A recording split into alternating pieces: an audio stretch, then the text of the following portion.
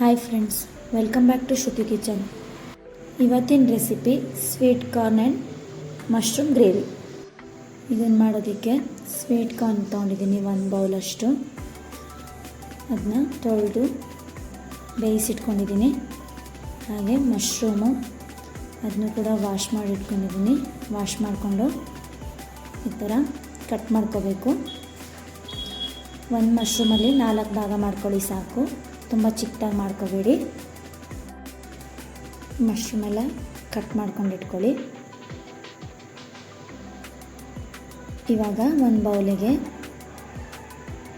ಒಂದು ಅರ್ಧ ಲೀಟ್ರಷ್ಟು ಮೊಸರು ಯೂಸ್ ಮಾಡ್ತಾಯಿದ್ದೀನಿ. 2 ಸ್ಪೂನಷ್ಟು ಕಡಲೆ ಹಿಟ್ಟು, ಹಾಗೆ 1 ಸ್ಪೂನಷ್ಟು ಧನಿಯಾ ಪೌಡ್ರು, ಅರ್ಧ ಸ್ಪೂನಷ್ಟು ಗರಂ ಮಸಾಲ, ಸ್ವಲ್ಪ ಅರಿಶಿನ ಪುಡಿ, 2 ಸ್ಪೂನಷ್ಟು ಖಾರದ ಪುಡಿ, ಹಾಗೆ ಸ್ವಲ್ಪ ಕಸೂರಿ ಮೆಂತೆ, ಉಪ್ಪು ರುಚಿಗೆ ಎಷ್ಟು ಬೇಕೋ ಅಷ್ಟು, ಒಂದು ಅರ್ಧದಷ್ಟು ನಿಂಬೆಹಣ್ಣಿನ ರಸ. ಇವಾಗ ಇದನ್ನೆಲ್ಲ ನೀಟಾಗಿ ಮಿಕ್ಸ್ ಮಾಡ್ಕೋಬೇಕು.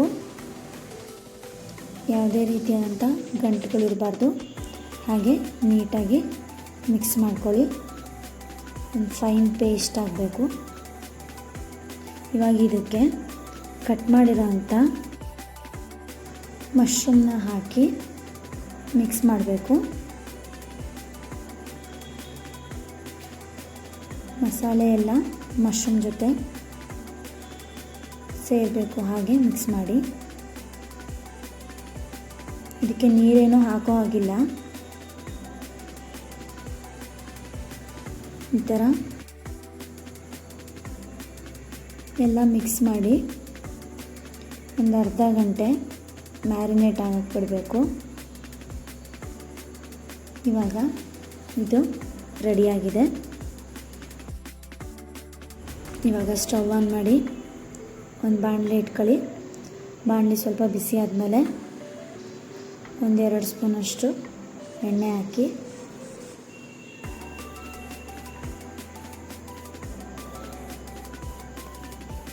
ಎಣ್ಣೆ ಬಿಸಿ ಆದಮೇಲೆ ಜೀರಿಗೆ ಹಾಕಬೇಕು.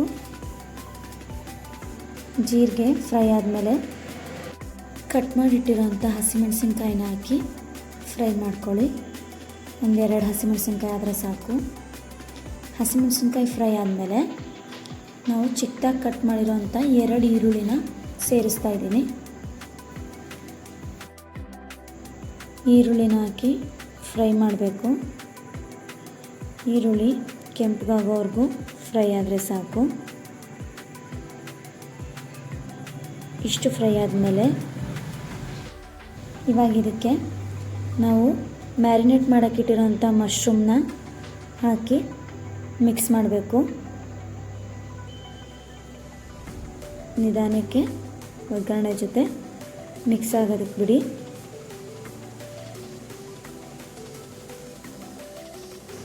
ಒಗ್ಗರಣೆ ಜೊತೆ 1-2 ನಿಮಿಷ ಮಿಕ್ಸ್ ಮಾಡಿದ್ಮೇಲೆ ಒಂದು ಪ್ಲೇಟ್ ಮುಚ್ಚಿ ಲೋ ಫ್ಲೇಮಲ್ಲಿ ಒಂದು 5 ನಿಮಿಷ ಕುಕ್ ಆಗೋದಕ್ಕೆ ಬಿಡಿ. ಇವಾಗ ನೋಡ್ತಾ ಇದ್ದೀರಲ್ಲ, ಕುದೀತಾ ಇದೆ.